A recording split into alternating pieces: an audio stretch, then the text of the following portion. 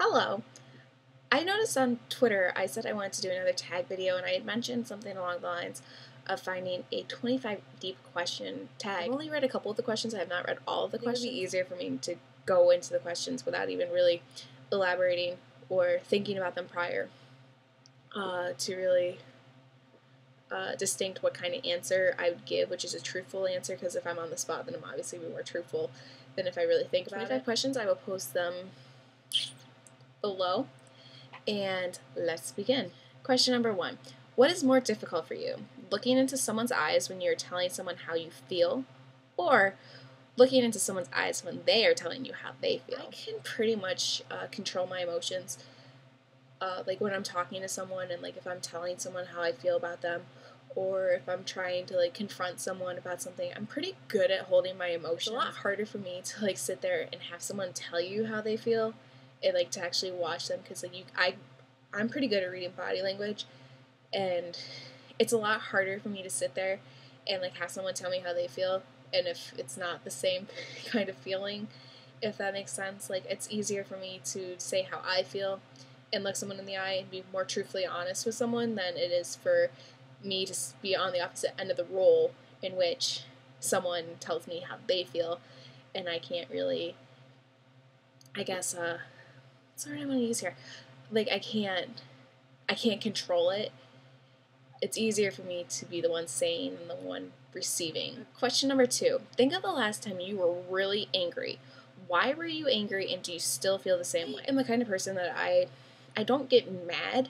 I don't get extremely angry. I get more pissed off and more frustrated with someone. Last time I was angry was this past weekend, and it was more for a petty bullshit reason than it was for like an actual, like, for a real genuine reason to be mad. I'm extremely OCD, and needless to say, things were just not in order, and I just got so flustered that I needed to leave the situation. Do I still feel the same way? Do I still feel angry? Kind of, because it's still a bit of a mess. But other than that, it's not like, it's not anything to lose sleep over. It's not anything to get my panties in a bunch over. It's, it's what's done is done. I don't get angry. I try to avoid the situation and deal with it at a later date. Number 3. You're on a flight from Honolulu to Chicago nonstop. There's a fire in the back of the plane. You have enough time to make one phone call. Who do you call, and what do you tell them? I think the one person I would probably call is my mom. I would probably tell her, what is going on. I would probably tell her that, tell everyone I love them. If for some ungodly, unfortunate reason that if I didn't make it back home, but I'm assuming if it was a flight and it was a nonstop flight, that probably would mean that I was dying. Question number 4. You are at the doctor's office, and he's just informed you that you have approximately 1 month to live. Do you tell everyone you're going to die? What would you do with your remaining days, and would you be afraid? That's one of my biggest fears, is actually knowing the day that my life could possibly end.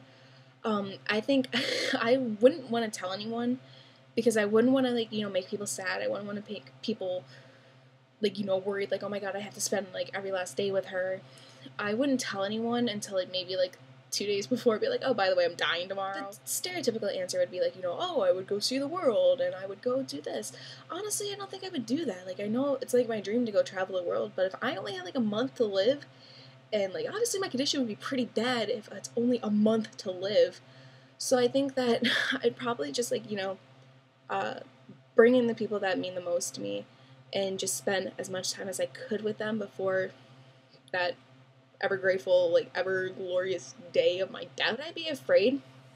Probably for the first 29 days.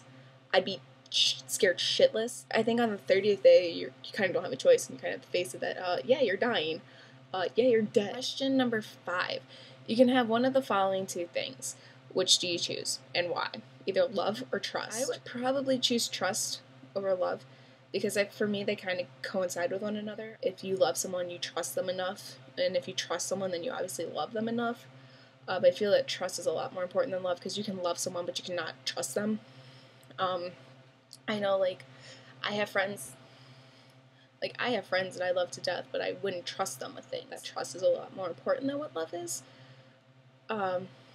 This is also me, because I have trust issues. But Question number 6. You're walking down the street on your way to work. There's a dog drowning in the canal on the side of the street. Your boss has told you if you are late even once more, you are fired. Do you take the time to save the dog's life? Why or why not?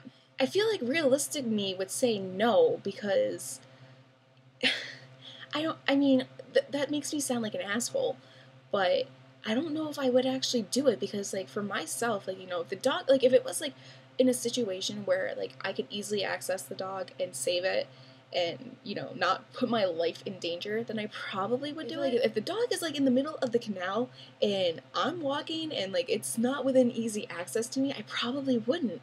And that makes me sound like a terrible person. But I am a terrible person, so. Question number 7, would you rather be hurt by the one you trust the most or the one you love the most? If you're hurt by someone you love, that's like, alright, it hurts, but you get over it.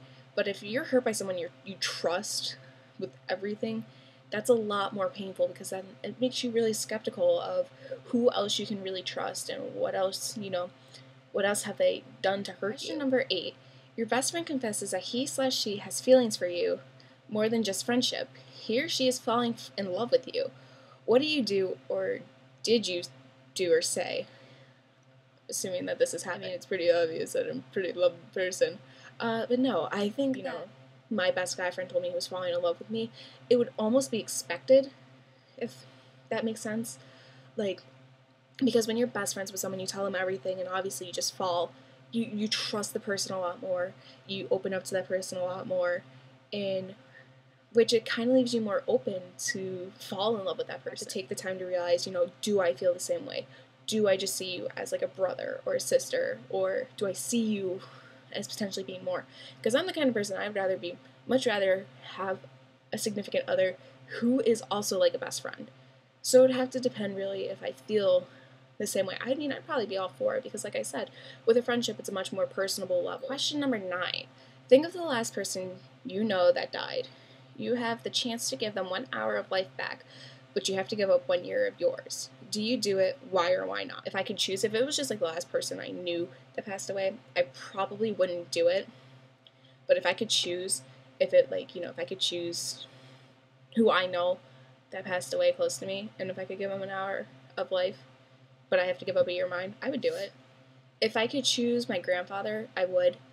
Because within that hour, I would bring the entire family back together just to give them, like, one last final goodbye. Question number 10, are you the kind of friend that you would want to have as a friend? Abso-freaking-lutely. I can be a really shitty friend, but I think I mean well. But yeah, I think I would like to be friends with myself if that's at all possible. Question number 11, does love equal sex? Absolutely not. Just because you have sex with someone doesn't mean that you love them.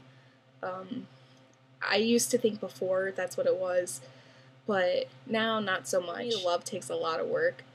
I say I love people all the time, but like for me to genuinely feel like that, I am in love with someone, that I want to spend every waking moment with them, like that's a big step. And obviously, like if I felt that way about someone, I would want to have sex with them, but it doesn't mean that like because I have sex with them, I'm in love with them. Question number 12.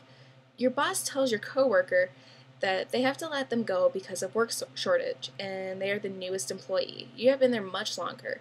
Your coworker has a family to support and no other means of income. Do you go to your boss and offer to leave the company? Why or why not? If I did not know the person remotely at all, and I just knew that they had a family to support, well, sorry. If I knew the person really well, if I was good friends with that person, if I was stable enough to leave the company and get another job somewhere else, and if it wasn't going to hurt my economical standings, then I would.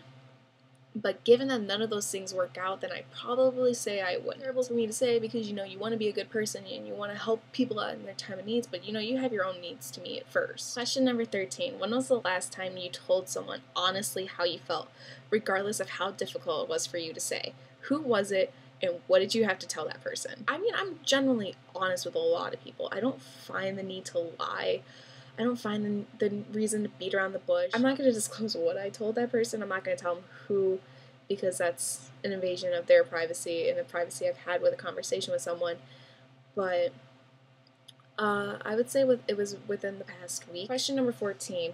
Would you be, or what was harder for you to tell a member of the opposite sex? You love them, or that you do not love them back? Saying I love you shouldn't be that difficult. Like, I understand the fear of, them not feeling the same way, but I think it's a lot harder to tell someone that you don't love them. A lot harder because, like, it puts you in that rock and hard place where it's like, all right, the person just said I love you, and you're just sitting there like, I like you too a lot. It's hard to say that you don't love someone. It's hard to have to bite the bullet and be like, listen, dude, it's not working out. I don't love you the same way that you love me.